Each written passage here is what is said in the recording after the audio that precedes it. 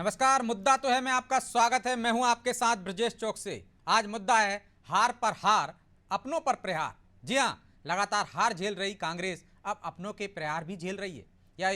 या तो यूं कहें कि पार्टी के नेताओं ने अब नसीहत देनी शुरू कर दी है। राज्यसभा सांसद विवेक तनखा नई लीडरशिप की जरूरत बता रहे हैं, तो दिग्विजय सिंह के भाई लक्ष्मण सिंह कह रहे हैं कि नेतृत्व बदलने से कुछ नहीं होगा, संगठन में बदलाव करना होगा। अब इन नसीहतों के बीच बीजेपी तंज कस रही है कि इतनी बड़ी हार के बाद भी कांग्रेस कोई कार्रवाई क्यों नहीं कर रही है। लेकिन सवाल यह है कि क्या कांग्रेस अपने वरिष्ठ नेताओं की सुनेगी? क्या संगठन में बड़े बदलाव जैसे कदम उठाए जाएंगे, या फिर बीजेपी जो कह रही है वही सच होगा? आज चर्चा में इन सीधे सवालों के सीधे जवाब लेने की कोशिश करेंगे, लेकिन पहले देखिए रिपोर्ट।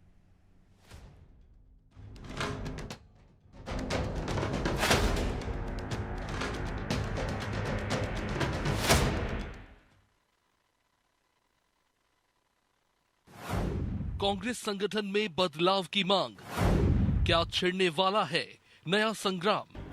चुनाव में बैक टू बैक हार झेल रही कांग्रेस अब अपने से घिर गई है। पार्टी के बड़े नेता संगठन में बड़े बदलाव की मांग उठा रहे हैं।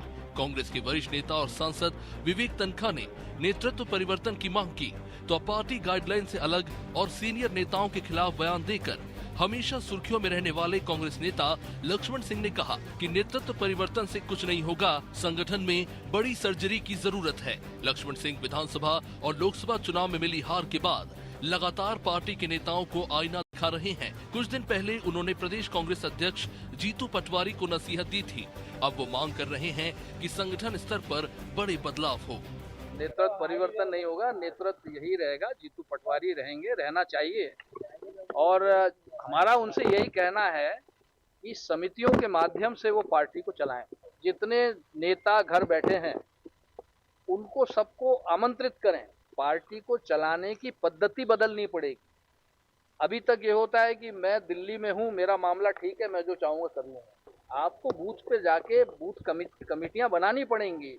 प्रदेश में भी, यहाँ भी, पीसीसी में भी समितियाँ बने और उन समितियों का जो सुझाव है, जो निचोड़ा है, उस पर आप सोच विचार कर एक्शन लीजिए। इधर कांग्रेस संगठन में बदलाव की मांग तेज हो रही है, तो बीजेपी की नजर भी इस पर बनी हुई है। यूं तो बीजेपी कई दफा ये कह चुकी है कि कांग्रेस में नेता बचे ही नहीं, और अब वो संगठन में बदलाव पर निशाना साध रही है और पूछ रही है कि कांग्रेस क्यों बड़े नेताओं पर कोई कार्रवाई नहीं करती। बीजेपी नेता तो लक्ष्मण सिंह को उनकी पार्टी ज्वाइन करने के संकेत भी दे रहे हैं। देखिए, कांग्रेस में कमी क्या है वो पवन खेड़ा भी जानते हैं, लक्ष्मण सिंह भी जानते हैं और एक आम छोटा सा कार्यकर्ता भी जानता है। पर इस सब पे कार्रवाई क्यों नहीं होती? और लक्ष्मण सिंह जी जो निरंतर पार्टी को आईना दिखाते हैं, वो दिखाना भी चाहिए, पर क्यों नहीं वो आईना स्वयं देख लेते? फिर ऐसे दल का वो दामन क्यों थामे हुए हैं जिसके मन में लक्ष्मण सिंह जी के मन में जिसके प्रति इतना आत्मग्लानि का भाव है, तो ये आत्मग्लानि छोड़िए, राष्ट्रवादी और विकासवादी दल का दामन थामिए और इन सारी की सारी कुरीतियों से मुक्त होइए। कांग्रेस का संगठन कमजोर है, इसमें कोई शक नहीं। लगातार मिल रही हार से कार्यकर्ताओं में भी अब निराशा का भाव भर चुका है, और शायद ये वजह भी है कि वरिष्ठ नेता लगातार पार्टी को आईना दिखा रहे हैं कि अगर संगठन में बड़े स्तर पर बदलाव नहीं हुए तो आने वाले दिनों में कांग्रेस की स्थिति और खराब होती जाएगी। खैर, अब कांग्रेस अपनों की नसीहत पर कितना काम करेगी? क्या कांग्रेस में आउट ऑफ द बॉक्स जाकर फैसला लिया जाएगा? ये तो आने वाला वक्त ही बताएगा, लेकिन फिलहाल कांग्रेस अपनों के निशाने पर जरूर है। ब्यूरो रिपोर्ट, अनामी टीवी।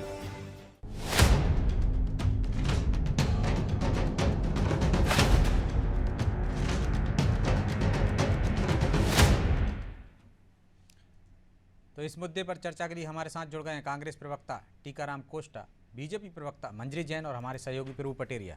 आप सभी का बहुत बहुत स्वागत है। कोष्टा जी, शुरुआत आज आपसे ही करते हैं। इतनी सिर्फ फुटबॉल क्यों चल रही है आपके संगठन में कि विवेक तनखा कह रहे हैं नेतृत्व परिवर्तन करना पड़ेगा हार के बाद, लक्ष्मण सिंह कह रहे हैं कि संगठन में बदलाव करना होगा, बूथ स्तर पर समितियां बनाना होगी, उनसे जो फीडबैक मिले उस पर काम करना होगा। कब एक्शन लेंगे, कब कार्रवाई करेंगे, या ऐसे ही झगड़ते रहेंगे आपके यहाँ? कोष्टा जी। हेलो जी, सुन पाए आप मुझे? सुन नहीं पाया थोड़ा मैं। मैं पूछ रहा हूं कि कब तक ये सिर्फ फुटबॉल चलती रहेगी आपके यहाँ? विवेक तनखा कुछ कह रहे हैं, लक्ष्मण सिंह कुछ कह रहे हैं, कब एक्शन होगा या ऐसे ही नेताओं में झगड़े चलते रहेंगे? विजय जी, ऐसा है कि ये हमारे वरिष्ठ नेता हैं और अगर इन्होंने कोई बात रखी है संगठन के हित में तो निश्चित ही उस पर संगठन विचार करेगा। जो संगठन के हित में होगा, पार्टी के हित में होगा, उसका अनुसरण किया जाएगा। तो किसका विचार मानेंगे? एक तो कह रहे हैं नेतृत्व बदल देना चाहिए विवेक तनखा, एक कह रहे हैं नेतृत्व नहीं बदलना चाहिए, समितियां स्तर पर, बूथ स्तर पर समितियां बनानी चाहिए और उनसे फीडबैक मिले, उसके आधार पर कमेटी बने और वो काम करे। देखिए, कांग्रेस संगठन ने अपना काम शुरू कर दिया है और हम हर स्तर पर जाके सत्ता पक्ष के जो वादे किए हैं उसको पूरा कराने के लिए, चाहे एनएसयूआई हो या युवक कांग्रेस हो या महिला कांग्रेस हो या सेवा दल हो, अपने स्तर पर सड़क पर जाकर संघर्ष करेगी और कांग्रेस को मजबूती प्रदान करेगी। लेकिन वैसा दिख नहीं रहा ना, अभी तो आपके नेता आपके ही नेताओं पर सवाल उठा रहे हैं। पूरे करने की बारी है। कोष्टा जी, ऐसा दिख नहीं रहा ना कि आप बीजेपी को घेर रहे हों, सरकार से सवाल जवाब कर रहे हों, आपके नेता अपने ही नेताओं पर सवाल कर रहे हैं, प्रहार कर रहे हैं, उन्हीं से जवाब चाहते हैं, उन्हीं पर कार्रवाई चाहते हैं। तो इसका समापन कब होगा? वही तो पूछ रहा हूं मैं आपसे, कि ऐसा ही चलता रहेगा? भाई, ये हमारे वरिष्ठ नेता हैं, अगर इन्होंने कोई बात की गई है संगठन के हित में तो निश्चय ही उसका अनुपालन किया जाएगा और सारी समितियां, हमारे कांग्रेस के कार्यकर्ता जनहित में जाकर, जनता के बीच जाकर भारतीय जनता पार्टी को जो उन्होंने अनाप शनाप वादे किए हैं उनको पूरा करने के लिए बाध्य करेंगे। तो कब करेंगे? वो तो उपचुनाव में उन्होंने उम्मीदवार घोषित कर दिया, आपके यहाँ उम्मीदवार घोषित नहीं हुआ और झगड़े अलग दिख रहे हैं, आपके सड़क पर आ गए हैं, बयानबाजी हो रही है पब्लिक में। भाई देखिए, बयान तो ऐसे हैं कि भाई वो कांग्रेस के संगठन के हित में बोल रहे हैं, तो कुछ भी बोल सकते हैं, कोई अनुशासन नहीं होना चाहिए। देखिए सर, ऐसा है कि वो हमारे वरिष्ठ नेता हैं और प्रजातंत्र है हमारी पार्टी के अंदर। संगठन बड़ा है कि नेता बड़े हैं आपके यहाँ? वरिष्ठ नेता कुछ भी बोल सकता है, संगठन उन पर एक्शन नहीं ले सकता, तो संगठन छोटा हुआ, नेता बड़े हो गए। भाई, कांग्रेस संगठन के हित में बोल रहे हैं ना वो, तो प्लेटफॉर्म पर बोलें, अंदर बैठकों में बोलें, मीडिया में बोल रहे हैं, सार्वजनिक रूप से बोल रहे हैं। भाई, ये तो हम लोगों को मालूम है वो कहां कहां बोल रहे हैं। वो पार्टी के अंदर भी बोलते हैं और पार्टी उस पर कार्रवाई भी करती है और उनके दिए गए विचारों पर हम अनुपालन करने की कोशिश करते हैं। तो अभी तक तो लक्ष्मण सिंह को एक भी नोटिस नहीं दिया। कांग्रेस काम करती है। अब तक तो एक भी नोटिस नहीं दिया लक्ष्मण सिंह को, लगातार बोल रहे हैं, वो सवाल उठा रहे हैं। लक्ष्मण जी हमारे कांग्रेस के वरिष्ठ नेता हैं या वो पूर्व मुख्यमंत्री के अनुज हैं, इस वजह से संगठन उन पर कोई कार्रवाई नहीं कर पा रहा है। विवेक तनखा बड़े वकील हैं। भाई, विवेक तनखा जी ने भी अगर जो भी बात की है पार्टी के हित में, निश्चित पार्टी उसका पालन करेगी और संगठन में बात रखेंगे, वो निश्चित उन पर हम कार्रवाई करेंगे। चलिए, तो प्रभु जी, इस तरह की बयानबाजी को आप कैसे देखते हैं? एक तो कांग्रेस में वो कह रहे हैं कि हमारे बड़े नेता हैं, वो अपनी बात रख रहे हैं, संगठन के अंदर भी रख रहे हैं, संगठन के बाहर भी रख रहे हैं, तो क्या इससे कांग्रेस का भला होगा या बीजेपी फिर यहाँ बाजी मार ले जाएगी इनके आपसी झगड़ों की वजह से? देखिए ब्रजेश जी, अभी तो केवल एक उपचुनाव सामने हैं, बाकी तो ऐसा कुछ मध्य प्रदेश में दिख नहीं रहा है और निश्चित तौर पर संगठन को मजबूत करने की कवायद है। यहाँ पर लक्ष्मण सिंह की वो बात खासी गौर करने लायक है जिसमें वो जीतू पटवारी को बरकरार रखने की बात करते हुए भी दिखाई दे रहे हैं, लेकिन संगठन में बाकी बदलाव की वो बात कर रहे हैं। तो निश्चित तौर पर कांग्रेस का जो संगठन है वो, यदि बीजेपी 20 साल में मजबूत हुई है तो लगातार परिवर्तन के साथ मजबूत हुई। आप ये देखिए कि प्रभात झा अध्यक्ष हुए, उनको कब हटाया जा रहा है, उनको ये पूरा ऐसा लग रहा था कि वो रिपीट होने वाले हैं, लेकिन अचानक बीजेपी के चुनाव में, संगठन चुनाव में उनके नरेंद्र सिंह तोमर को चुनने का फरमान आ गया। नरेंद्र सिंह तोमर चुन लिया गया, उन्होंने कहा कि मेरे साथ पोखरण हो गया है। तो इस तरीके की स्थितियां वहाँ पर निर्मित हुई, लेकिन कांग्रेस में ऐसी स्थिति नहीं है क्योंकि जड़ संगठन सा हो गया है। जो अध्यक्ष रहे इस दौर में, अरुण यादव ही एकमात्र ऐसे अध्यक्ष कह सकते हैं जिनको श्रेय जाता है, जिन्हें कांग्रेस के लिए सड़क पर लड़ाई लड़ी इस 20 साल में। इसके अलावा जो भी अध्यक्ष रहे कांग्रेस के, वो तो या तो बंद कमरे की राजनीति करते रहे, या अपने लोगों को उपकृत करने की राजनीति करते रहे, या चुनाव में टिकट किसको दिया जाए, अपने लोग ज़्यादा लोगों को टिकट देकर वो खुद मुख्यमंत्री बनने की कोशिश करते रहे, भले चुनाव न जीते पार्टी। तो वो स्थितियां निश्चित तौर पर कांग्रेस के लिए घातक रहीं। अब यदि बदलाव की स्थिति आ रही है तो उन सही बात कह रहे हैं लक्ष्मण सिंह, संगठन में बदलाव होना चाहिए। संगठन में जो बैठे हुए हैं नाकाबिल चेहरे, जड़ चेहरे, जो कोई काम नहीं कर रहे हैं, केवल कुर्सी रोककर बैठे हुए हैं, ऐसे लोगों को बदला जाए। आपको याद होगा ब्रजेश जी, इनको टीकाराम जी को भी याद होगा कि कमलनाथ जब अध्यक्ष थे तो कुछ जिलों में तो ये स्थिति कि एक ही मोहल्ले के 2-2 प्रदेश महामंत्री थे। कितने महामंत्री बना दिए, कितने उपाध्यक्ष बना दिए, किसी को पता नहीं। कोई टिकट मांगने आता था, बायोडाटा देता था तो एक लेटर उसको मिल जाता था महामंत्री का, वो लेटर लेकर अपने जाके संतुष्ट होकर चला जाता था कि प्रदेश महामंत्री बना दिया मुझे, या प्रदेश उपाध्यक्ष बना दिया। संगठन को ही नहीं पता कितने पदाधिकारी उनने बना दिए थे। बैठकों में संख्या जो है, बैठक में कुर्सियां कम पड़ने लगी होंगी पदाधिकारियों से। तो ये स्थिति ये जब कांग्रेस की थी तो संगठन कैसे चलेगा, क्योंकि कोई किसी की नहीं सुनने वाला था। निश्चित तौर पर यहाँ पर जो है संगठन की जो कांग्रेस का संविधान में जो लिखा है कि इतने महामंत्री होने चाहिए, इतने उपाध्यक्ष होने चाहिए, इतने सचिव होने चाहिए, उस हिसाब से आप नए संगठन को गढ़िए, नए पुरानों का तालमेल करिए, उसमें अनुभव भी मिले आपको और युवा जोश भी रहे, जो सड़क पर जाकर काम करे। लठ खाने वाले चाहिए, प्रदर्शन करने वाले चाहिए।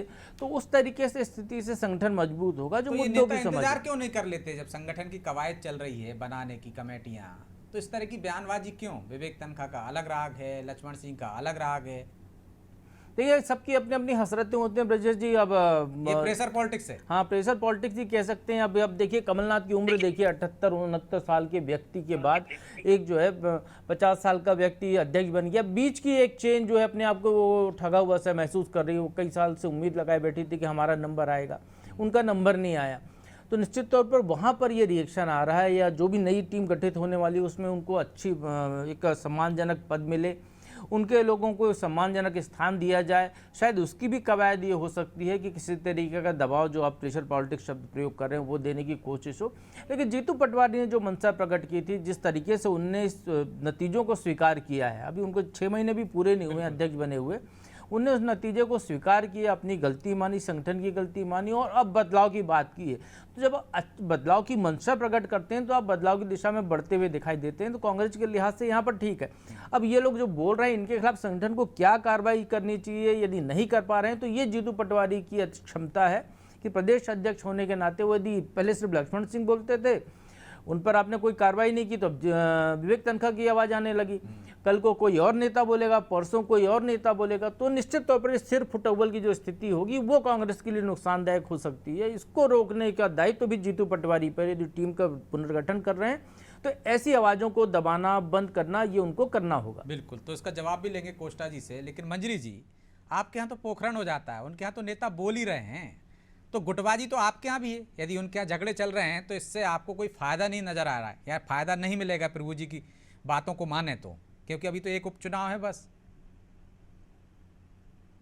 देखिए, फायदा और नुकसान की बात कांग्रेस के लिए है। हमारे यहाँ भारतीय जनता पार्टी का जो संगठन है और उसका जो कार्यकर्ता है, सबसे पहले संगठन सर्वोपरि है। हर कार्यकर्ता के मन में ये भाव होता है कि संगठन सबसे सर्वोपरि है।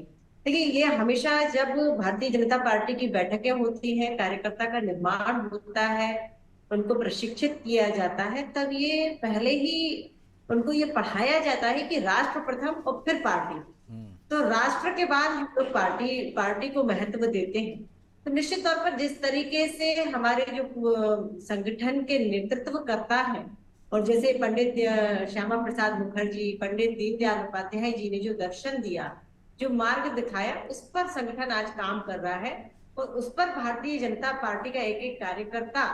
लेकिन गुटबाजी तो आपके यहाँ भी है ना, वो सड़क पर दिखती नहीं है। लेकिन श्यामा प्रसाद मुखर्जी डॉक्टर थे, पंडित नहीं थे मेरे ख्याल से। उनको बीजेपी में कोई नेता पंडित नहीं कहता आपके अलावा।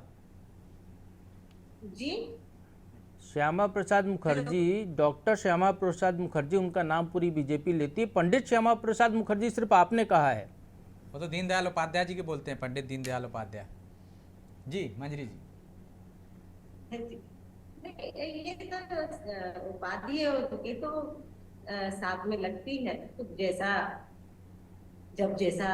लोगों के मुंह से निकल जाता है वैसे बोलते हैं। ऐसा कुछ नहीं है कि उनको ऐसा नहीं बोलते या ऐसा क्यों बोलते हैं। तो मेन बात ये है कि संगठन सर्वोपरि रहा है और हमारे यहाँ गुटबाजी जैसी कोई बात नहीं है। अगर हाँ थोड़ा बहुत मतभेद कभी होता है तो देखिए, बहुत छोटे परिवार में हम 4 लोग रहते हैं, 6 लोग रहते हैं, तो उनमें भी मतभेद होते हैं। लेकिन अटल जी कहा करते थे कि मतभेद हो सकते हैं मगर मनभेद नहीं हो सकते। तो हमारे यहाँ मनभेद जैसी कोई स्थिति नहीं है। लेकिन आप एक और ऐसे आदमी को क्यों आमंत्रित कर रहे हैं? आपके मीडिया प्रभारी कह रहे हैं कि वो क्यों रुके हैं उस पार्टी में, जब हम हमारी पार्टी में जाएं तो वो तो आकर यहाँ भी करेंगे और आकर जा चुके हैं आपके यहाँ। मीडिया प्रभारी जी ने जो कहा उसका उद्देश्य ये था कि जिस पार्टी में शिष्टाचार नहीं है, संगठन के प्रति सम्मान नहीं है। देखिए, जिस पार्टी के अध्यक्ष जीतू पटवारी जी, वहां पर क्या है कि व्यक्ति विशेष, व्यक्तिवादी पार्टी है। अपने लोगों को कैसे बढ़ाना है, अपने आप को स्वयंभू कैसे कर दूं। तो देखिए, पटवारी तो किसी राजनीतिक परिवार से नहीं आते ना मंजरी जी, वो किसी राजनीतिक घराने से नहीं आते, किसी राजा महाराजा के यहाँ से नहीं आते जीतू पटवारी। नहीं, जीतू पटवारी जी क्या है, मैं बता रही हूँ कि विधानसभा चुनाव के दौरान उन्होंने कहा था संगठन गया तेल लेने। तो उनका खुद जो विचार संगठन के प्रति है वो अपने संगठन के कार्यकर्ताओं को और अपने से नीचे नेताओं को कैसे भूल पाएंगे कि संगठन सर्वोपरि है। तो मैं समझती हूँ कि जहाँ कोई अनुशासन नहीं है, कुछ मापदंड नहीं है, कुछ नियम नहीं है, वहां संगठन कैसे काम करेगा। जो कांग्रेस 100 सबसे पुरानी पार्टी, सबसे बड़ी पार्टी हुआ करती थी इस देश के अंदर, आज वो हाशिए पर है। उसका कारण ये रहा कि इन्होंने सिर्फ राज करना आता है और जनता जो इनकी जब मंजरी जी उनके नेताओं में अनुशासन नहीं है तो आप ऐसे अनुशासनहीन नेताओं को अपने यहाँ क्यों ला रहे हैं? और जो इस तरह से बार बार अनुशासन कर रहे हैं, आपकी एक तरह से ऐसा लग रहा है विपक्ष में होकर बोल रहे हो लक्ष्मण सिंह, उनको भी आप न्योता दे रहे हो, तो ये आपके लिए घातक नहीं होंगे? संगठन उनके नेताओं को, संगठन को आईना दिखाया। कहीं ना कहीं लक्ष्मण सिंह जी के मन में है कि संगठन के लिए काम होना चाहिए। और अगर उनको ऐसे उनका कहने का मतलब था मीडिया प्रभारी जी का कि उनको आत्मग्लानि है कि संगठन अच्छा काम नहीं कर रहा, संगठन के लोग अच्छा काम नहीं कर रहे, संगठन अच्छा नहीं है, तो यदि कहीं ना कहीं वो कंपेयर कर रहे हैं भारतीय जनता पार्टी के संगठन से कि भारतीय जनता पार्टी का संगठन किस तरीके से काम करता है, वो संगठन की तो खुले मन से कहते हैं ना वो कांग्रेस के तमाम नेता, और अपना घर दुरुस्त करना चाहिए आदमी को, दूसरे घर के में जाकर बैठ जाना चाहिए जो साफ सुथरा हो। अपना घर साफ सुथरा करेगा व्यक्ति, उसको तंदुरुस्त करेगा, उसको मरम्मत करेगा। यदि कहीं पे पानी टपक रहा है बारिश में तो वो लक्ष्मण सिंह कर रहे हैं। लेकिन आप तो कह रहे हैं हमारे घर में आ जाइए, हमारे घर में सब वाटर प्रूफ लगे हुए, छत में एक भी बूंद नहीं टपकती पानी की। ब्रजेश जी, जब घर जर्जर हो जाता है, टूट जाता है और थोड़े से हवा के झोंके से गिरने का भी डर होता है, तो निश्चित तौर पर हम सब अपना घर बदलते जरूर हैं। जब हमें दिखता है कि अब वो घर उस लायक नहीं बचा रहने के, तो हम फिर नए घर का निर्माण भी करते हैं। तो मैं समझती हूँ कि कहीं ना कहीं लक्ष्मण सिंह जी, देखिए पहले भी भारतीय जनता पार्टी जर्जर हो जाएगा तो आप भी घर बदल लेंगे मतलब? बिल्कुल, भारतीय जनता पार्टी का घर कभी जर्जर नहीं होने वाला। मैं वही आपको बता रही हूँ कि हमारी जो नींव है वो बहुत अभी तो आपने प्रदेश कार्यालय गिरा दिया मैडम, इसीलिए जर्जर बोल के प्रदेश कार्यालय गिरा दिया, नया बना रहे हैं जी। अभी तो आपने जर्जर बोल के अपना प्रदेश कार्यालय गिरा दिया, नया बना रहे हैं। आप कह रहे हैं जर्जर नहीं होता बीजेपी का घर? उसी जगह बना रहे हैं, अपना कार्यालय फिर से बना रहे हैं। तो नए तरीके कमजोर नींव क्यों रखना कि जो आपको इतने कम समय में तोड़ना पड़े? कार्यालय का उदाहरण भारतीय जनता पार्टी के संगठन से थोड़ी की जा सकती है। चलिए लौटता हूं मैं आपको कोष्टा जी से, हम दूसरी दिशा में जा रहे हैं। कोष्टा जी वो कह रहे हैं प्रेशर पॉलिटिक्स है आपके यहाँ, जो लक्ष्मण सिंह कर रहे हैं, जो विवेक तनखा कर रहे हैं, वो प्रेशर पॉलिटिक्स कर रहे हैं ताकि उनके लोगों को भी एडजस्ट किया जा सके कमेटियों में। तो यदि इन पर आपने कार्रवाई नहीं की आज, तो हो सकता है और अन्य नेता इसी तरह से मुखर हो जाएं। और आपके यहाँ ऐसे मुखर नेताओं की कमी नहीं है, सज्जन सिंह वर्मा से लेके तमाम नेताओं के नाम गिना सकता हूं मैं। तो क्यों कार्रवाई नहीं करते इन पर? देखिए, अगर वो कार्यकर्ताओं को उसकी क्षमता के अनुसार यदि नेतृत्व की बात करते हैं तो इसमें पार्टी हित में है। तो पार्टी पहले ऐसा नहीं करती थी क्या? पार्टी गलत करती थी क्या जो वो सिखा रहे हैं? अब तक गलत करती रही पार्टी? भाई देखिए, ये तो अपने हर पार्टी को अपना अपना चयन प्रणाली होती है। वो आवश्यकता अनुसार वरिष्ठ नेताओं से सुझाव लिए जाते हैं और उसके हिसाब से उनको सम्मान दिया जाता है। और ये हर तो उनको पार्टी बुला में लो होता ना, है। तमाम बड़े नेताओं को एक दिन बुला लीजिए पीसीसी में, उनसे सुझाव ले लीजिए, एक रजिस्टर में नोट कर लीजिए और उस अनुसार कार्रवाई कर दीजिए, काम कर दीजिए। क्यों वो सड़क पर बार बार मीडिया के सामने इस ये तरह से हमारा बयान देते फिरते हैं? शीर्ष नेतृत्व इस बात पे काम कर रहा है और पार्टी हित में जो भी होगा उस पर कार्रवाई की जाएगी और साथ ही जो उनके सुझाव हैं उस पर भी ध्यान दिया जाएगा और पार्टी हित में वो काम होंगे और जो हमारे सक्रिय कार्यकर्ता हैं उनको स्थान मिलेगा निश्चित। ये क्योंकि पार्टी कार्यकर्ताओं के दम पर चलती है, कार्यकर्ता है तो पार्टी है और कार्यकर्ता की मेहनत ही रंग लाती है और इसी का परिणाम है कि आज हम देश में आज जो भी कांग्रेस ने विकास किया है। तो उसी कार्यकर्ता को तो जिम्मेदारी देने की बात कर रहे हैं। अभी तक क्या नेताओं को जिम्मेदारी थी, जो लक्ष्मण सिंह कह रहे हैं और आप कह रहे हैं कि वो सही कह रहे हैं, संगठन के हित में कह रहे हैं, तो अब तक संगठन गलत करता रहा मतलब? देखिए, कांग्रेस ने ये जब कोई भी संगठन हो सभी को पद तो दे ही नहीं जा सकते, परंतु अगर यदि हम पार्टी हित चाहते हैं तो हमको भी पार्टी हित में कार्य करते रहना चाहिए। पार्टी मूल्यांकन करती है, देर सवेर सबको स्थान मिलता है। ये जरूरी नहीं है कि आज जो व्यक्ति चाहे उसको पार्टी में स्थान मिल जाए। भाई इतनी बड़ी पार्टी है और स्वाभाविक है, पार्टी अगर बड़ी है कार्यकर्ताओं की महत्वाकांक्षा भी बड़ी बड़ी होती हैंगी, तो हमेशा कार्यकर्ताओं को भी पार्टी के हित में थोड़ा संयम बरतना चाहिए और पार्टी के हित में लगातार कार्य करते रहना चाहिए।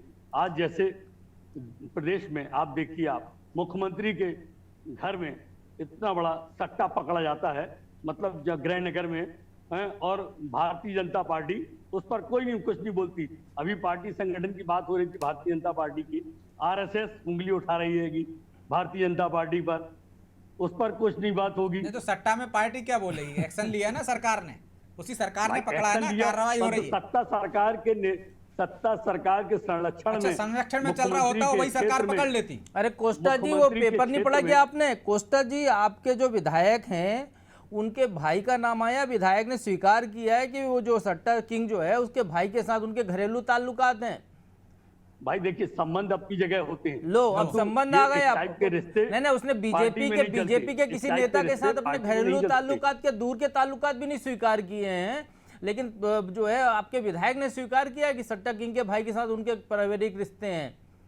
भाई पारिवारिक रिश्ते तो किसी से भी हो सकते हैं। अरे लेन देन का भी होगा ना भैया, पारिवारिक रिश्ते उसी की आड़ में तो हो रहा था।